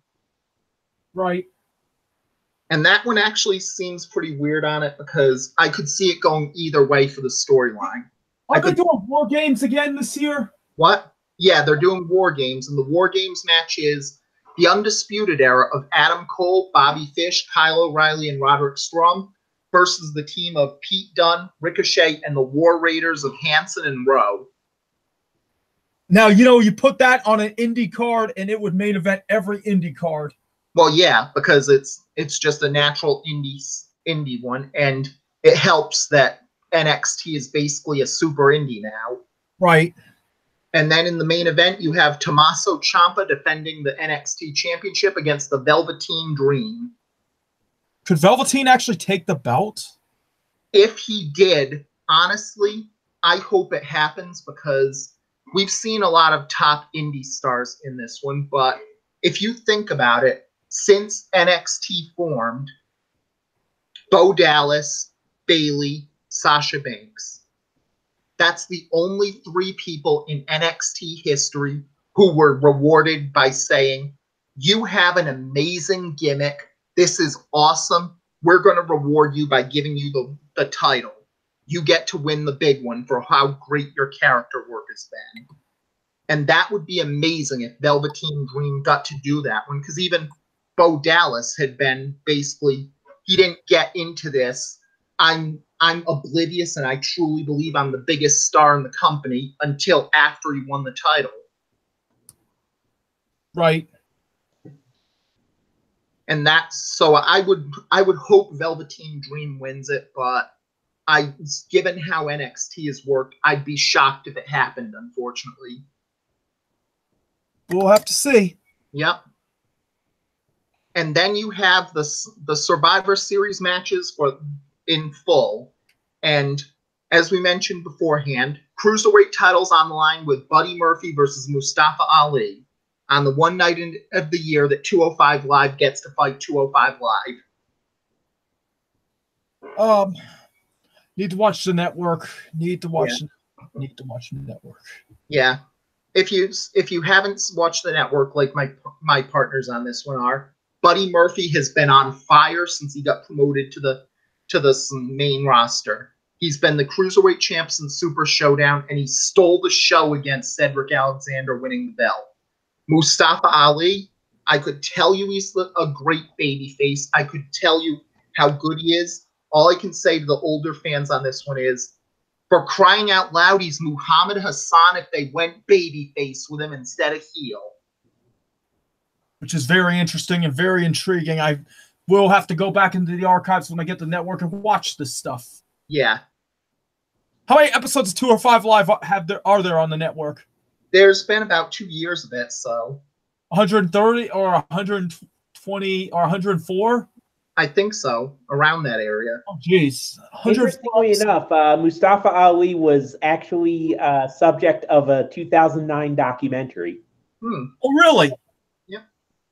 Yeah, it was about issues that Muslim wrestlers face when they're booked as heel characters and given stereotypical gimmicks. Yeah. Has he fought with Davari yet? Arya Davari is on the show as well as one of the 205 wrestlers, but Sean Davari, he wrestled at Greatest Royal Rumble with Arya, but he hasn't officially signed yet anything. No, I'm talking about, has Arya Davari feuded with Mustafa Ali yet?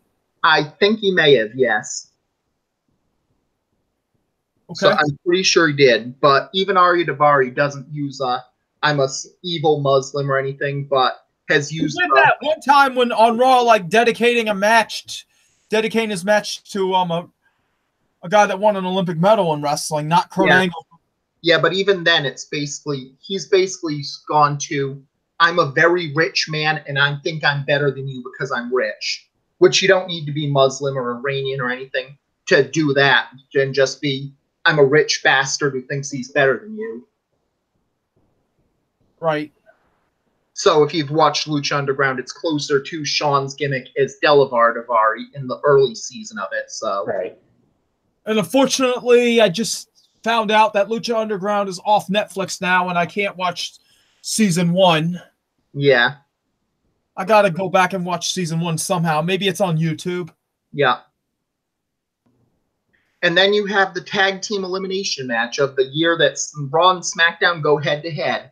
And Team Raw is Bobby Roode and Chad Gable captaining it. The Revival of Dash Wilder and Scott Dawson. The B Team of Bo Dallas and Curtis Axel.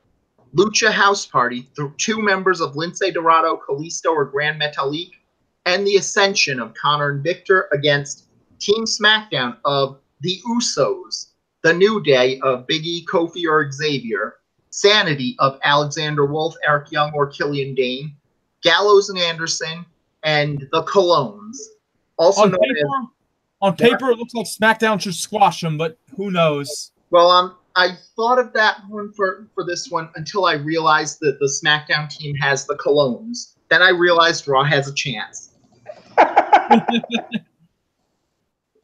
But yeah, that just proves how deep Raw and SmackDown is, especially since you realize that Raw could have also added Breezango, and if Fandango wasn't injured and still had more there, they could have added the Deleters of Worlds if Matt Hardy didn't retire, and then SmackDown had to put the Colognes on the match. You have the tag teams and champions fighting each other with Akam and Razor with Drake Maverick versus the Bar with the Big Show. I'm going to pick AOP to win that. Yeah. Yeah. Yeah, the only weakness is that on one side, which team has Big Show as their second, and which side has Drake Maverick as their second? Fair enough. Don't underestimate Rockstar Spud. I don't know. I saw this guy lose to a 1-year-old 2 years ago. I don't think he can beat Big Show. No. And meanwhile, he still looks like the main villain from Good Burger. Yeah. I'm still waiting for AOP to come out in Mondo Burger uniforms. New Day could be Keenan and Kel, and you have the Raw versus SmackDown women's match where you have Team Raw of Mickie James, Nia Jax, Tamina, Natalya, and Ruby Riott, alongside Alexis Bliss, Liv Morgan, and Sarah Logan, versus Team SmackDown with Carmella, Naomi, Sonya Deville, Asuka, and a mystery 5th person. And that basically determines who the 5th person on SmackDown will be, because if they decided, okay, one of the Iconics is the 5th person, then suddenly every argument we made for Raw would mean nothing, because they'd have a reason for it. If Mandy Rose was the 5th person, you could argue that's to set up that storyline with Sonya Deville, although Ruby Riott and Natalya's there. And if they have the option of Nikki Cross being the 5th person, like we saw last week, which we would have mentioned if not for technical difficulties, and you have that one.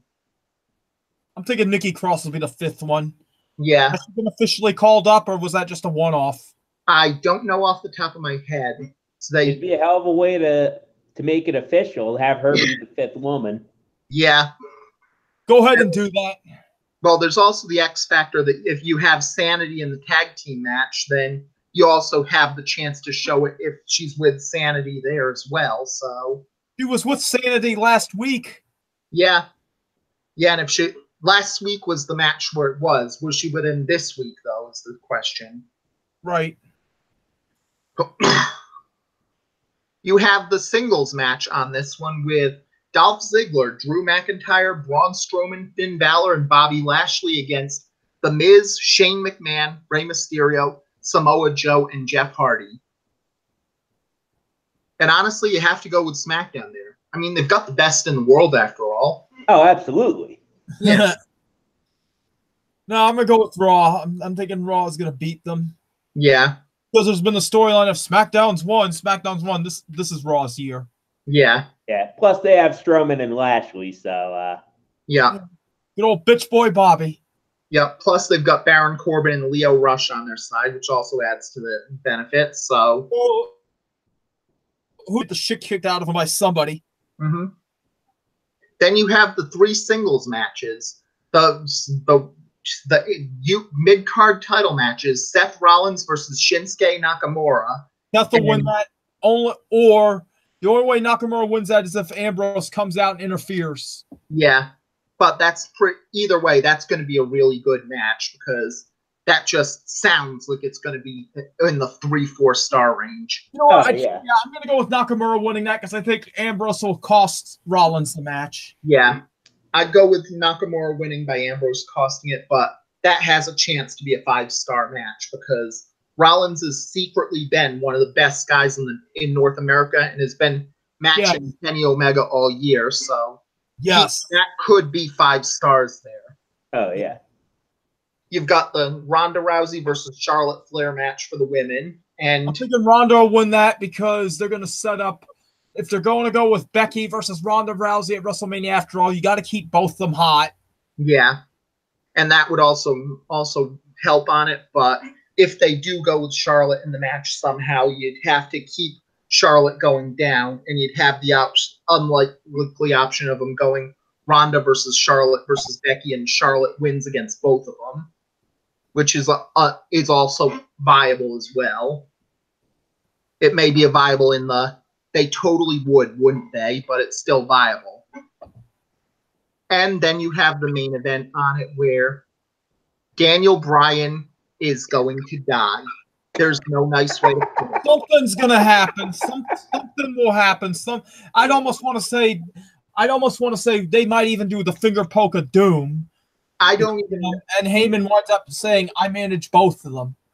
That would be possible, but there's no way this can end well. When they had Daniel Bryan's look on this one, this would have the It's Always Sunny in Philadelphia one of the gang sees Daniel Bryan die.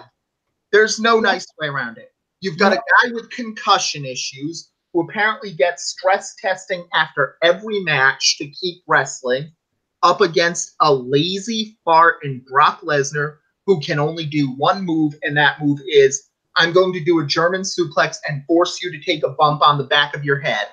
For some reason, I'm picturing Tiny Toon Adventures and Plucky Duck and the Anvils with that match. Yes. This is just a match that cannot possibly end well. That's why I'm predicting some kind of swerve where there's like a finger poke of doom. Mm-hmm. And, AJ Styles might somehow get in the match and maybe he'll get his revenge against Brock Lesnar after all. Something's got to go on. I mean, I know the reports came out that Vince at the last minute decided to go with Daniel Bryan, a.k.a. Bryan Danielson, versus Brock Lesnar, but there's got to be some more to it than that. Yeah. It sounds like something angry Vince might have done. Yeah. Yeah, because, again, if all Lesnar will do is a German suplex now for the Suplex City gimmick, him against Daniel Bryan just cannot possibly end well. There's just no way for it. Do a finger poke of doom. Have Heyman say, because Heyman was stirring up shit with Danielson and Styles, it would make sense for a finger poke of doom deal. What?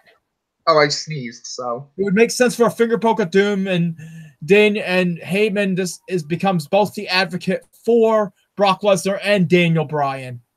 That would be viable on it, so. And I think the big problem with Paul Heyman is that the best thing about Heyman was always that he didn't care about who people think on it. Heyman works because it's not like people decided when you're a Paul Heyman guy, oh, that means that Paul Heyman is the person who led ECW, and that means that if Paul Heyman gives someone, he's going to find all the other people from the indie scene, and he's going to make them stars, and they're going to all win everything and be in the main event of WrestleMania against each other and have a great match as John Cena and Roman Reigns cry out to the God that forgot them, why, God? Why couldn't I have worked for Ring of Honor so I could be talented? And that's not it. Paul Heyman managed Heidenreich. That dude sucked. Being a Paul Heyman guy does not mean you're some awesome wrestler. It does mean that you're a good poet, though. Of course.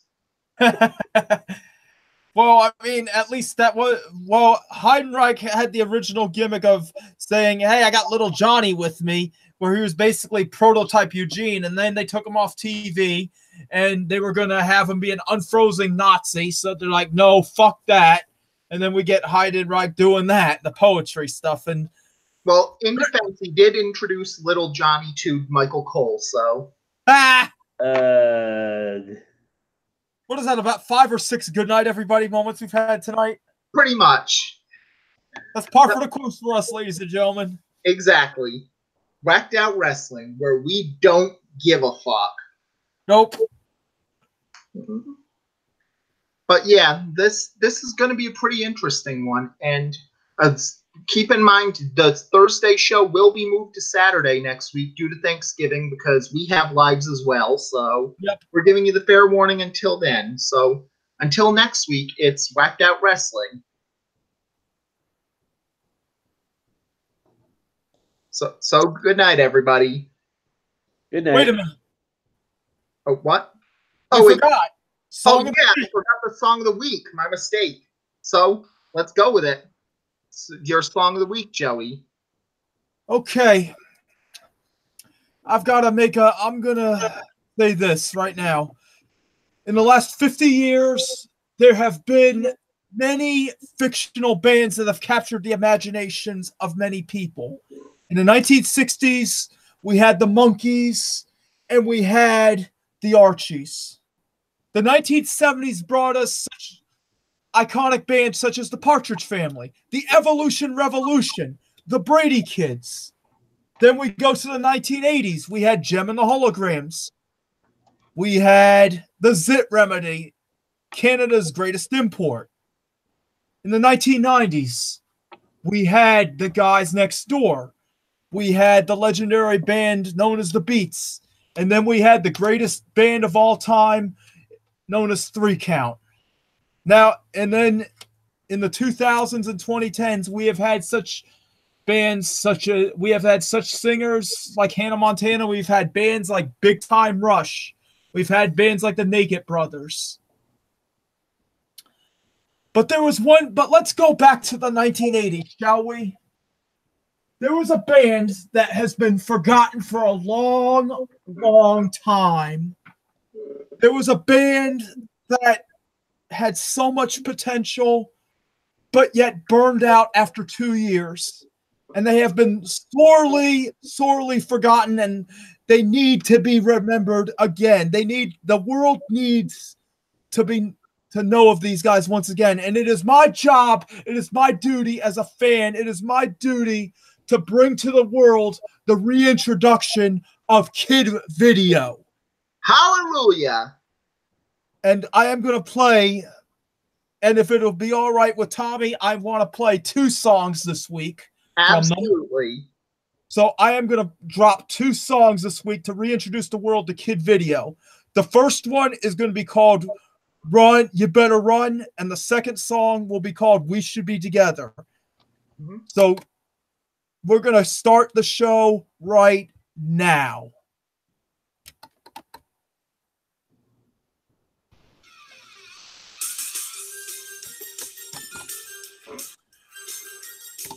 Hold on, let's restart that. I got the sounds low. Yeah. All right, start it again. Let's go.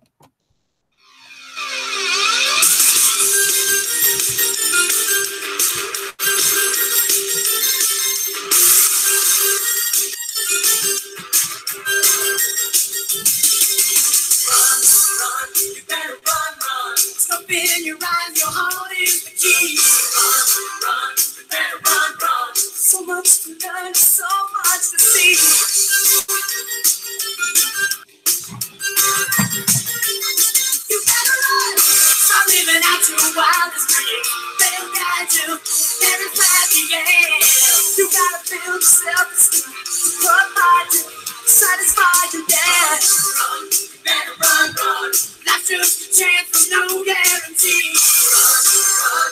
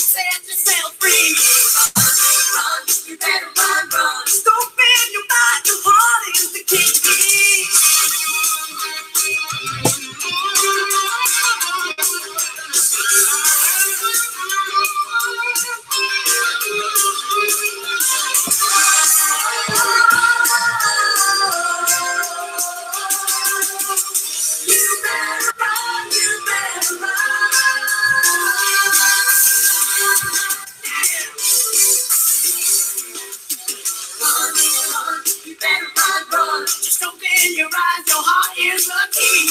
Run, run, you better run, run. So much to them, so much to see. Run, run, you better run, run. You better hey, run, run, you better run, run.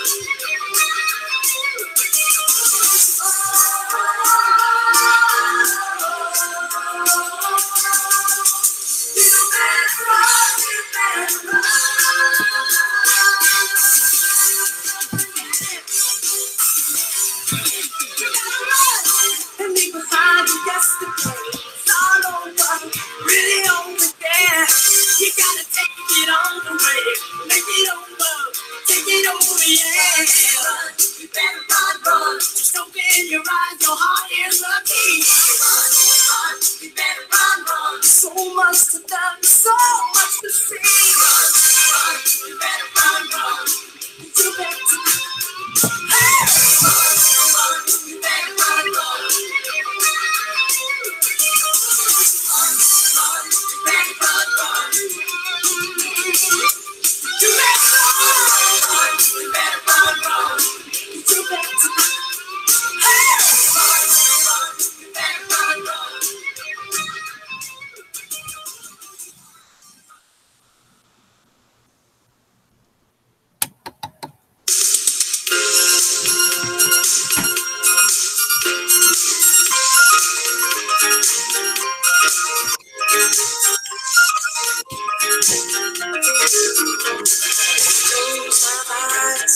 I can see us together.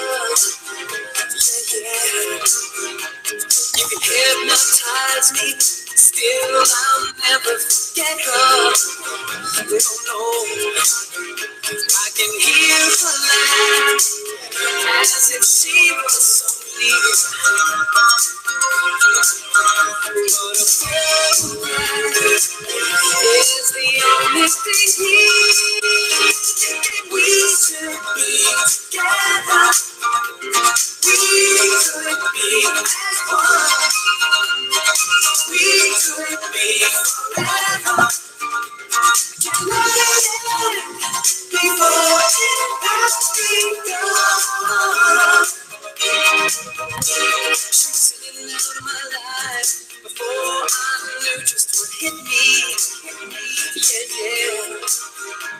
Her eyes cut like a knife. Somebody tell me what hit me.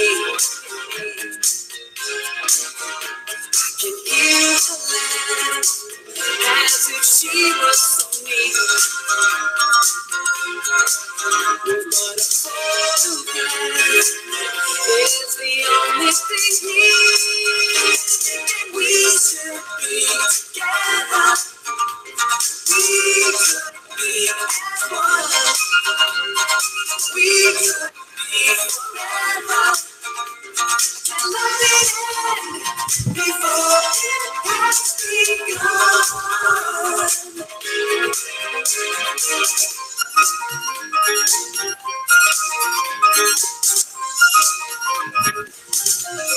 I can hear her laugh as if she was so near.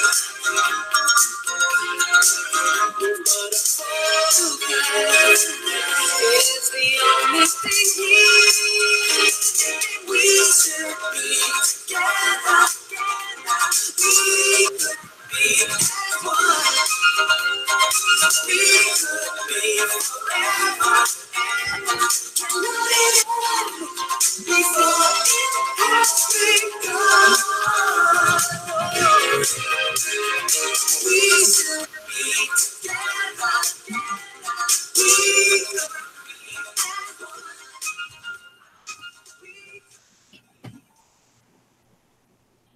And that was the songs of the week. And we almost forgot, but we shouldn't have forgotten this band as seminal as Kid Video. So, Kid Video, the best fictional band of all time, and one that has been criminally forgotten by the world until now. Yes. And that's what Whacked Out Wrestling is all about, bringing back these traditional great bands. So until next week, this is Whacked Out Wrestling. Later. See you Later.